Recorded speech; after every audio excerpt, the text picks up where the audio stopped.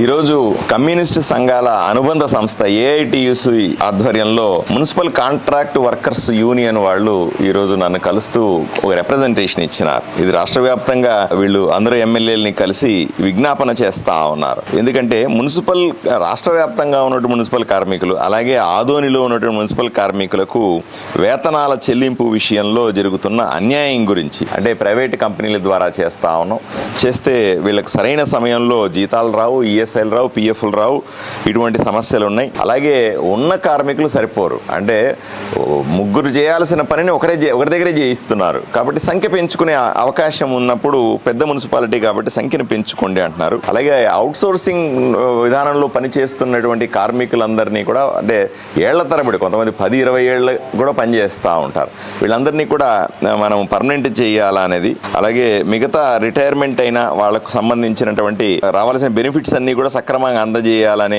ఉద్దేశంతో అయినారు. అలాగే వీళ్ళకి జీతాలు పెరగట్లేదు. కనీస వేతన చట్టం ఉన్నప్పటికీ కూడా వీళ్ళ కనీస వేతన చట్టాన్ని అమలు చేయట్లేదు. ఎందుకంటే వీళ్ళు కొంతమంది ఏజెన్సీల ద్వారా నుంచి వచ్చి ఉంటారు, కొంతమంది ఆపస్ నుంచి వచ్చి ఉంటారు. ఇవన్నింటినీ అవరోధాలుగా మారినాయి.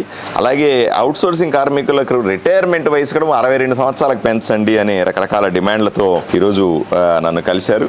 తప్పనిసరిగా ఇవన్నీ కూడా న్యాయమైన డిమాండ్లు. వీటిని ప్రభుత్వం దృష్టికి తీసుకెళ్లడానికి నేను ప్రయత్నం చేస్తాను. కేవలం 4,000 రూపాయలు ఇచ్చి వాళ్ళ దగ్గర పని చేయించుకుంటామంటున్నారు. ఇది అన్యాయం. అది 30 ఏళ్ళ నుంచి కూడా చేస్తున్నారట. ఇది ఎంత అన్యాయం ఆలోచన చేయండి. 4,000 రూపాయలతో ఏం బతుకుతారు పాపం?